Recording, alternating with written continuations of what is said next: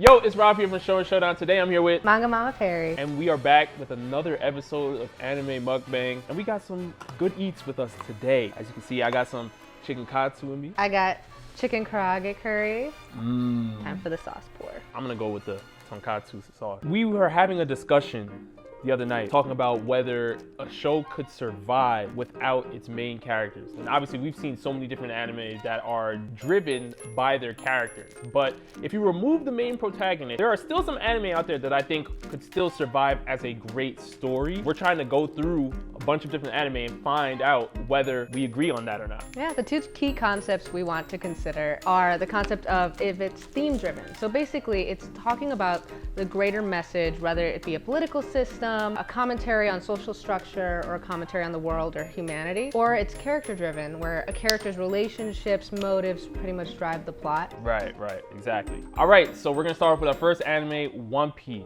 Now, this one is a very, very tough conversation because Luffy does absolutely drive the narrative of One Piece. But if Luffy is removed from One Piece, I still think One Piece can stand as an amazing story because of the world building and so many different characters that Oda has shown us everything we really need to know about the world, and there's still so much more we want to learn. It's such a vast world, there's so many different characters that I still feel like if you were to follow a story of maybe Sabo in the Revolutionary Army, if you were to follow Kobe getting stronger in the Marines or anything of that nature, I really feel like One Piece would still be an amazing story. Yes, we are seeing it from a pirate perspective, and we are seeing it from Luffy as the second coming of Joy Boy. But even if Luffy were removed, I still feel like One Piece would carry its theme as a story about freedom. I think it would do an exceptional job at that. I believe that it is definitely heavy character driven, but in a way that Luffy acts as a catalyst to drive plot, because a lot of the themes are regarding oppression, systematic downfall, regime change, mostly freedom. And a lot of those islands he visits would have bubbled over in oppression, and like they would have begun their revolution regardless. So that's where I was like, okay, I think if you took out Luffy, like the way that they removed Ace and the theme continued to persist, they removed Whitebeard and the theme continues. Right. And the story is even set up with Goldie Roger setting up the theme. If you were to remove Luffy, you could still maintain a really amazing story. He just speeds you along because you're going through so many different cultural changes. Yeah, absolutely. So we're in agreement there. That's good. But if I say Dragon Ball Z, What would you say is the theme of Dragon Ball Z? to surpass your limits. That's a character-driven motive. Got him. Ta-da! To surpass your limits is a, like, you even have the pronouns in there, it's a character-driven motive. Well, humanity's always trying to do this. They do have that moment though. Like there is a moment where Hercule calls upon Earth to... All stories have both, but to what degree does it carry the plot? And Goku trying to always get stronger carries the plot. It does. So if you didn't have Goku, could you have Dragon Ball Z? Nah, you couldn't. Fate. That one is theme driven. Absolutely. See, we agree there. There it is. There's so many different moving parts in Fate. No matter which character wins, the story is still being told at an elite level. No matter if you're looking at Caster in any version of Fate. Even every retelling of Fate, the characters are pawns, literally. Like they're pieces moved in and out to serve the concept of power. So it's always a power struggle, similar to Game of Thrones. Could you remove Naruto? And Naruto was still slap. Because there's some Naruto fans out there that think, Sasuke can still carry Naruto by himself forward. If you ask any Naruto fan, what's the mission in Naruto to create the whole plot line? It's to become Hokage. That is a character-driven theme. Yeah. 100%. If you took out Naruto, the world would continue to exist, but there is no motive. It's all about Naruto, obviously. It's in the name. So, yes, Naruto needs Naruto to be a good anime. Do you feel the same way about Bleach? Now, I think Bleach is kind of a tough conversation. There are multiple different factions, similar to like how One Piece is. Spada, the Hollow Soul Reapers, or Shinigami, Quincy's, but then Ichigo is the jack of all trades. He has his hand in every single power system, every single faction. If Ichigo's not there, you're not really seeing the mix of all these different worlds coming together. Like he's kind of the glue that keeps Bleach as a whole coming together. I would agree with that because Soul Society would just continue to perpetuate. Rukia would have been killed. Right. Would have just been another day in Soul Society. They would have kept going. Aizen might have taken over. For the first Aizen arc, strong plot. After that, not strong plot. Can you summarize what the thesis is? What's the theme of Bleach? Pray Ichigo shows up. Yeah, exactly. That's really like, so valid. Like that's really what it's Cheers been. to that. That's really what it's been. Like, which brings us to your favorite anime, Code Geass. You love Code Geass so much. So, how would Code Geass operate? Our story wouldn't exist without Lelouch. Initially, I was saying the same thing. This story needs Lelouch to survive. The first portion of Code Geass, that is the case. But there is still an ongoing series with Code Geass right now, Rose, and it follows Sakuya. It's a continuation of the series after Lelouch of the Resurrection. So like now she's the MC. Technically, you're right. And It's just that Lelouch is a major catalyst. Say it's 80% character driven, 20% theme driven. But you're right, if you remove him, that 20% can kind of stand on its own. It can still be alive, right? It can still move. Let's talk about Full Metal. Is it surviving? But when I think of Full Metal, I think of equivalent exchange. That too. That is a very powerful theme. It might be one of our 50-50 ones. Kind of like Code Geass, where the favors, if you remove the main character, tips and odds of the oppression. Not impossible, but heavy needs help to dig itself out. Yeah. Again, sticking around the theme of the equivalent exchange, like I think it worked in every single aspect of all the different characters, whether you're a homunculus or state alchemist or you're Scar or whoever you are. Like I feel like that theme was still consistent. Even if and or Al aren't in the picture, you're still going to see an example of equivalent exchange in the series. Like it's still going to happen. I agree. It's just using Ed with his pursuit of originally the mistake of just trying to bring his mom back, and then now trying to fix his brother and get back his body. That's the character dynamic and character motive driving the story, but there is a very strong theme existing behind all that. He brings it to the forefront every step of the way as each adventure kind of rounds out and it gets more and more higher levels of risk. But he doesn't do anything that's only he could do. That's real. And that's not a bad thing. That you can remove your MC and the series will still be amazing. And I feel that same way about Magi. When you look at Alibaba, you look at Aladdin, you look at Morgiana, those are obviously the main trio. What's the theme? The theme of Magi, what would you say it is? Free will. Okay. So the core theme, I believe, of Magi is that Solomon rewrote the world to grant the world free will because he didn't like that things were predetermined and predestined. And then the mages are kind of there to balance it, to make sure that when it comes to free will, not everything can be good, not everything can be bad. If you have true free will, you can make bad choices. So that's why the bad mage exists and the good mage exists. But then you have people trying to overwrite the free will because they think that they have the right way that the world should be operating. So the way the world works is that you can rewrite the code of the world that changes how we have to operate in its programming. I want to say it's character driven, even though the theme does exist, especially as you get further, but you don't have the storyline of protecting free will unless you have the characters. So I can't say it's character driven. No, I have to say it's character driven because without them, you just have a world. Yeah, I think we have to say it's character driven. My Hero Academia. What would you say the theme is? I'll say it's character driven because My Hero is a story that has already happened and Deku is narrating and he's retelling his story. That doesn't matter. You don't think so? We're seeing My Hero from Deku's perspective. Maybe the only part of My Hero that is not from Deku's perspective is Vigilante. You can have theme-driven things that are being told by, but it's not like a Hunter x Hunter situation where who you can get to next. Hunter x Hunter has a narrator, but it's not like the narrator's a character in the story. Deku's thing is how he became the strongest hero. You have Stain, who also is there kind of continuing the theme of a true hero and what the essence of a true hero is versus phonies. So if you take out Deku, you could continue to prove that theme through other characters about what it takes to be a good hero. Because there's enough characters that go about it right and wrong. I mean, you could. It's tough because, like I said, the story is being told from Deku's perspective, but because there's the existence of vigilantes as well, it kind of is showing us that hey, you don't really need Deku to tell My Hero. Vigilantes is an example of that. It can survive without Deku, is what we're concluding. I think so. Still character driven as storytelling, but strong enough as a theme. Right, which brings us to Hunter x Hunter, which kind of came up in the conversation a little bit when we were talking about Magi. Gut feeling, what do you think it is?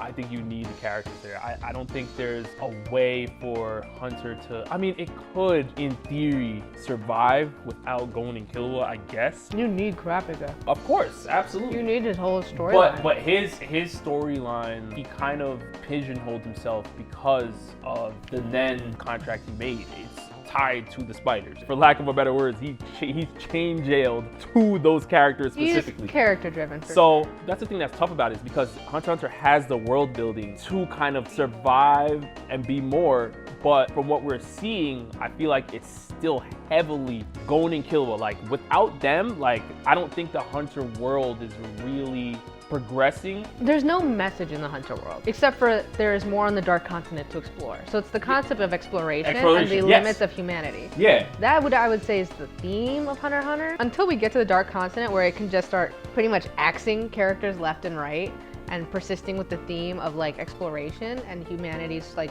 weakness in terms of trying to survive, then I would say it's theme driven if you can get to the Dark Continent. But something you just said is the way Togashi moves.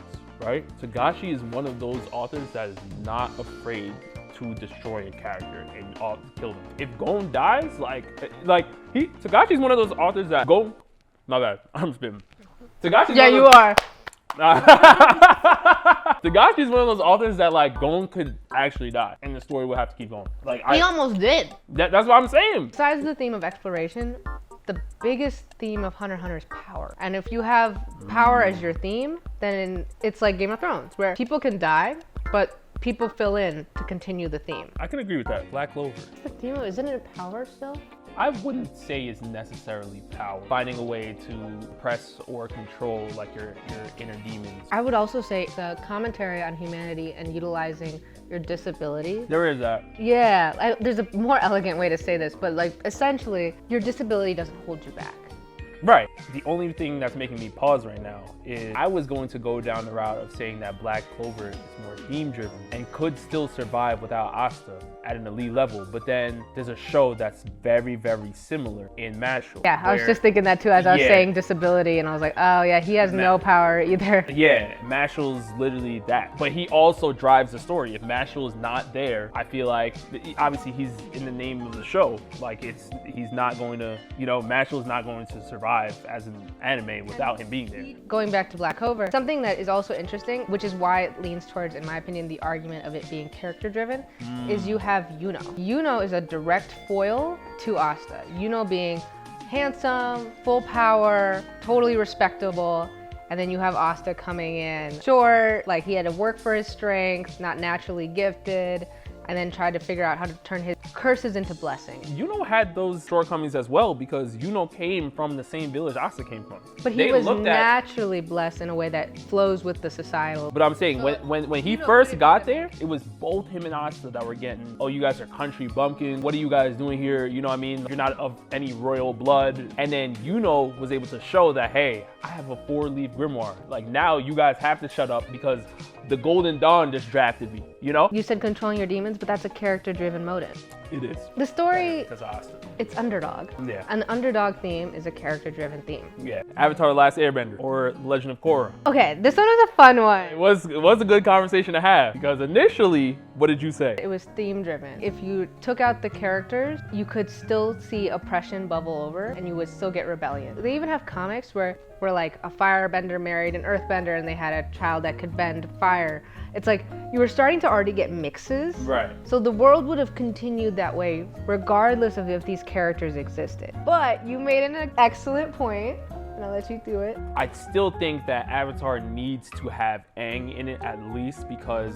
he is the last airbender. And that's the key point that I was like, oh yeah. Yeah, we need to have the air nomads come back into the story. So he needs to be there. If we move to the Legend of Korra, do you still think we need Korra? Because now the air nomads are back in. Tenzin's there, they're building back the whole airbending nation, I think once Korra opened the spirit gate, everything was rebalancing because the spirit world was already starting to rebalance with the real world. It's like almost after she did that, it's like, yeah, I can see why you severed the ties for all the avatars because you guys kind of like lost your purpose. You don't really got to balance much. They balance stuff politically. I would say Korra is probably more theme driven for sure. Avatar: The Last Airbender has really strong themes, right, but you can't do it without. You need Aang there. You need him. Which takes us to our last one, Attack on Titan.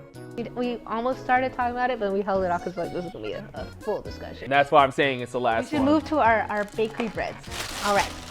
I have egg mochi bread, Hokkaido cream milk bun, Hawaiian chicken, matcha red bean roll. Yeah, I might have to tap in on this. I have choco bun, and that's it. See what this pizza bun is talking about. Okay, while I cut it, Attack on Titan. Yes, character driven or theme driven. This is probably the hardest conversation to have, just because if you agree with Eren, then you would view it more as a character driven series. Oh, so I mean, all right, All right, so the theme. the theme is that no matter what you do, life is still going to repeat itself. Like, you can't change how things are supposed to happen. Now, if Eren was the first person in history to change the cycle, you know, because we have characters like that. Let's say Fire Force. Shinra is changing the cycle of stuff. Natsu and Fairy Tail, same thing. But when you're looking at Eren, like, he tried to change the cycle and he ended up repeating what he already knew. Because remember, they had access to see the future, basically. As much as Eren has a strong pull on the story, if Eren's not there, Attack on Titan is still going to happen. It's just not gonna be with Eren. There's gonna be another person that's gonna do the same thing. I don't know about that. You don't think so? Because I Eren think so. controls beginning to end. Eren's motive is to create a world that allows his kind to live, which is why he does like the wipe the humanity method. No matter if it's him, another person. No it's one would still- do that though. You don't think anybody else would oppose the Marlians or go to that extent? So many No, people actually, that- I don't. They were happy being self-isolated because they had like the threat of the Titans outside and they chose self-isolation. What started his whole adventure was originally his curiosity to see what lay beyond the wall. Yeah. But that is character driven Yes, absolutely. because not the rest of society was down to go beyond the walls. If you like look at it on an infinite time scale, it would have eventually maybe bubbled over, but it wouldn't bubble over to like the degree of which Eren caused it to. He was driven by motive to see the ocean. He sees the ocean. He's like, well, this isn't really great. Then he's driven by like, what? My motive now is to just protect everybody I love. What better way to do that than become the most hated person, create a singular entity that is the biggest enemy that people have to unite. Yes, and I'm not saying you're wrong. All I'm saying is, yes, Eren is the guy that's spearheading the series, absolutely. But I'm saying there are still other Eldians that I feel like they would fight, depending on obviously who it is. Not everybody is willing to fight that fight, but I don't think everyone's just gonna be sitting there taking it down like, all right, you know, you guys got it. Like, I think there would be another. So you're saying then the theme is the baseline of oppression. Yes, I think the theme is powerlessness. explain. In the first episode, you as the audience get the most gut-wrenching feeling of how it is to be powerless. When you have these titans, you can do nothing as it picks up your mom and eats her, as it destroys your homeland. And so like, he hated how powerless he felt. So it wouldn't be about gaining power, because in the end, he has giants crushing kids that are Marleyans underfoot. Just redistributing the feeling of powerlessness to other people by trying to be the one that gains power. Yeah. He continues to create a cycle of like what it means to be powerless. Yeah. And like the only way that he could find a way to get out of it was to become the most dangerous entity that existed in their universe. But the reason why I think the cycle is still a stronger point, and it's like the main point, is that if you sit still, you're still gonna end up dead. If you fight back, you're still gonna end up dead. Like, or you're, and that's why I'm like, no matter what you do, you're still going to end up. No, but that reinstates the theme again of powerlessness. You're right. That's kind of like what's fascinating, kind of a juxtaposition to everything we've discussed earlier. Earlier, we used the indicator of if you can kill off characters, that's a strong theme-driven story and maintain the theme. Right. But if you are killing off characters to promote how hefty it is to feel the feeling of powerlessness, and to have one character continue to experience powerlessness through losing his mom, through losing his friends, through losing his squad, through losing his humanity, then wouldn't you say it's the character that is feeling this theme? I don't want to give him that because he was able to see the future and he ultimately did control what happened. That's the level of power he had to get to bridge that dynamic. But when he got there, he realized that like, oh, this is literally was me all along. Like, this was me, you know? If you took out Eren, the world would still continue to face powerlessness, but you wouldn't have somebody that was so crushed by it that they would have to overcome it by all means necessary. So what we're saying is that the theme, as powerful as it is, Eren's the only character that would be willing to push the red button. Yes, he's the only one truly plagued by the theme. Everyone exists in the structure of the theme. It is oppression, which is so interesting because a lot of our theme-driven stuff has been oppression and system hierarchies. No one does anything besides enlist, which is a big maneuver. Like getting a hunter badge is a big maneuver. If Eren was not to be part of that world, you don't get the time reversal. How would you feel about Connie? Because the way he was screaming out, I'm like, hey. Like, I could see, that's what I'm saying. Like, there's certain characters where I feel like they broke, just like how Eren broke. They broke. When Connie saw his mom, he was like, I'm done. Like, you know, like there's characters that broke, and like if they were broken, I could still see them pushing the red button if they were in that same seat. Now, Eren was the guy, because obviously his father, Zeke, like, the whole scenario. Going back to Full Metal, we said if you took out Edward, would somebody be able to uphold the mantle? Because did he have anything unique about himself? No, he was just another alchemist. Right. Eren is not just another Eldian. Yeah, no, he he's was not. part royalty. He had a special bloodline. Yeah. He had all the hacks. Like. Yeah, I'll give it to you. And I don't disagree. I think I was just thinking that because the theme is Oppression, and which was cycles, a trend for our stuff. Yeah, and cycles is that like if there's a line graph, you know, Eren forced a huge bump in the line graph, but it's still flatlined at the end of the day. So it's like, you know, that's how it's kind of like, no matter who does, if they do a small blip or a big, you know, it doesn't matter. It doesn't matter. Like, you know, I no think matter it's what like it how is. we talked about Naruto, where Naruto is 100% character driven because he has a special motive. But without Naruto, the rest of the ninja world is still at war. They still have assassinations. They still have like people that they're trying to undercut, societies that they're trying to take down. They freaking took out Naruto's whole family. Yeah. Like, just because they were strong.